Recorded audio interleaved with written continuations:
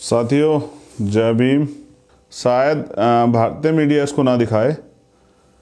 अब मेरा एक बहुत विनम्र अनुरोध है और आपसे मेरी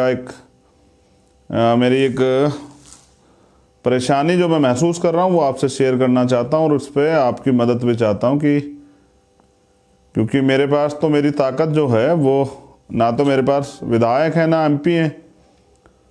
मेरी ताकत तो आप ही हैं जो पूरे देश में दुनिया में रहते हैं और बाबा साहब अम्बेडकर और माननीय काशीराम साहब के मिशन पे काम करते हैं, जुल्म जाति के खिलाफ लड़ते हैं, संघर्ष करते हैं। तो मेरी तो सबसे बड़ी ताकत आप है। मैं उम्मीद करता हूं कि आप मेरे दुख तकलीफ को समझेंगे। पहली तो एक जो सबसे ज़रूरी बात है वो ये है कि पिछले 50 घंटे से ज़्यादा हो चुका है उन्नाव की घटना को और कोई ठोस कदम जो हैं अभी नहीं उठाए गए हैं। फिर पीड़िता को 45 घंटे ज़्यादा कानपुर में हो गए, उसकी हालत में सुधार नहीं हो रहा है। आप सब लोग परिवार के लोग हैं, घर के लोग हैं, आप भी खुद समझते हैं अगर कहीं इलाज से बेहतराई ना हो रही हो और दिक्कत परेशानियां बढ़ रही हो तो हम लोग किसी दूसरी जगह पर तलाश करते हैं। लेकिन जब हम पे हायर सेंटर हैं तो सरकार बच्ची को भेजने में देरी क्यों कर रही है। और मेरी जो पहचान है, आज टाइम्स में मुझे जो सम्मान आप लोगों की वजह से मिला वो इसलिए मिला कि अन्याय अत्याचार के खिलाफ जब कहीं जुल्म जाती होती है शेड्यूल कास्ट बैकवर्ड माइनॉरिटी के लोगों पे, तो एक शख्स ऐसा है 135 करोड़ भारतीयों में से जो चुप नहीं रहता, वो जाके लड़ता है। तो आज जो है, आज बड़े विकट हालात हैं। देखिए, हम लोग 2 दिन से पूर्ण रूप से निवेदन कर रहे हैं सरकार से कि वो पीड़िता को दिल्ली भेज दे। अभी एक महिला सांसद हैं प्रज्ञा ठाकुर, उनको भेजा गया है।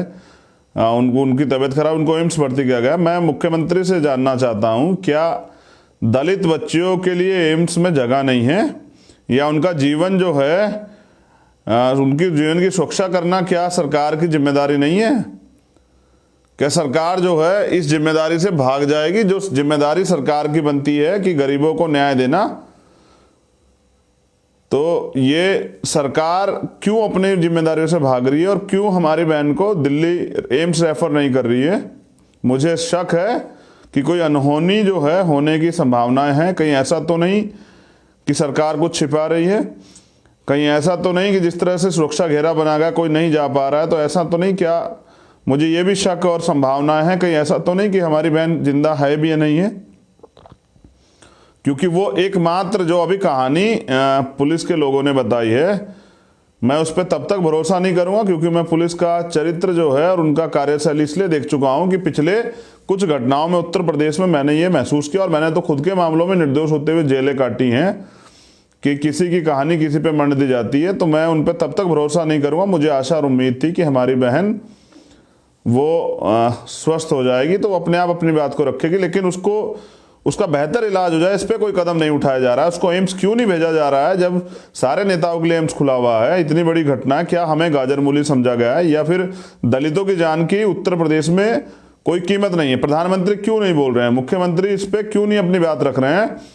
मुख्यमंत्री क्यों नहीं गए पीड़िता से मिलने के लिए? जब वो सबके मुख्यमंत्री हैं तो वो क्यों नहीं गए हैं? मुझे कठिन शब्दों में कहना पड़ेगा कि मेरी एक पहचान है वो नेता की नहीं है, आपके भाई की है, एक रक्षक की पहचान है। मैं उस पहचान की कीमत को समझता हूं। मैं सिर्फ 2 दिन से इसलिए चुप था कि सरकार कदम उठाएगी और सरकार हमारी बहन की सुरक्षा जो है, उसकी जीवन रक्षा के लिए प्रयास करेगी।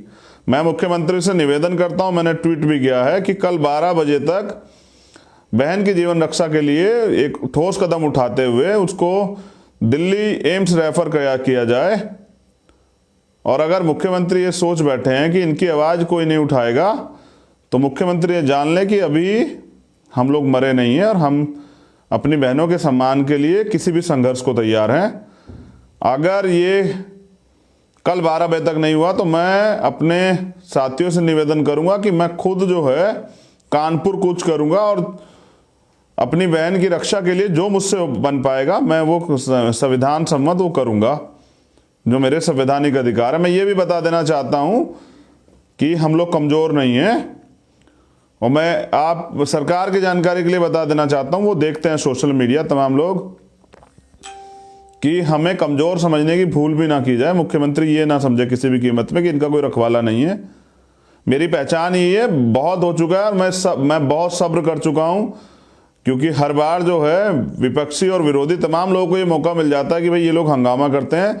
लेकिन मैं जानना चाहता हूं कि एक भाई करेगा क्या, क्या कदम उठाएगा जब उसकी बहन की रक्षा नहीं होगी। अपनी बहन की रक्षा के लिए पूरे देश में राखी बांधी जाती है, तमाम तरह के हिंदू धर्म के त्यौहार होते हैं। और मैं ये जानना चाहता हूं कि मुख्यमंत्री तो खुद जो हैं बच्चों की वो सेवा करते हैं, क्या इस बच्ची की जान कोई कीमत नहीं है क्या? जीवन रक्षा करने के लिए धागे की जरूरत नहीं होती राखी की। और सिर्फ वो भाई नहीं होता जो राखी बंधवाता है, वो भी भाई होता है जो बहनों के सम्मान के लिए लड़ता है।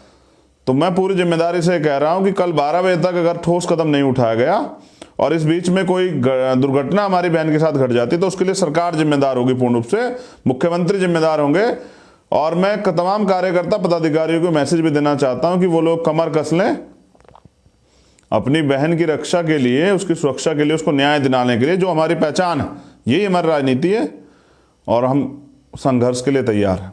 तो मैं खुद कानपुर कूच करूंगा और सरकार ये जान ले कि दुनिया की वो कोई ताकत नहीं है जो मुझे जाने से रोक दे। अगर मेरी हत्या ही हो जाएगी तो अलग बात है, बाकी मैं लड़ूंगा। और मैं आपसे एक और निवेदन करना चाहता हूं कि देखिए, मैं चमार कुल में पैदा जरूर हुआ हूं, क्योंकि जातियां हमने नहीं बनाई हैं, लेकिन मैं शेड्यूल कास्ट की सभी जातियों से कहना चाहता हूं कि आप मेरे ऊपर भरोसा करें।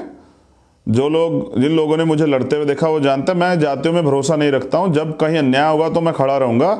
मैं हर उस शख्स से जो गांव में रहता है, देहात में रहता है, परेशान है, जिसके साथ जुम जाते हैं, उसको ही कहना चाहता हूं कि मैं उन रक्षक के रूप में, आपके बेटे भाई के रूप में, आपके बच्चे के रूप में हमेशा इस लड़ाई को लड़ने के लिए खड़ा हूं और खड़ा रहूंगा। आप ये ना समझें कि मैं किसी एक जाति या समाज के लिए लड़ूंगा, मगर मैं शेड्यूल कास्ट के लोगों को तो स्पेशल कहना चाहता हूं, क्योंकि मैं यहाँ पैदा हुआ हूं। शेड्यूल कास्ट के सभी जाति के लोग अपना भाई, अपना बच्चा, अपना बेटा, अपना दोस्त मुझे समझें। माइनॉरिटी के लोग भी, बैकवर्ड के लोग भी, मैं समय आने पे जब भी कोई मुसीबत में होगा मैं लड़ूंगा। लेकिन मैं आज शेड्यूल कास्ट के लोगों से स्पेशल ये कह रहा हूँ, मुझे लगता है कि गाँव देहात में उनको ऐसा लगता है कि हमारे यहाँ चंद्रशेखर नहीं आएंगे लड़ने।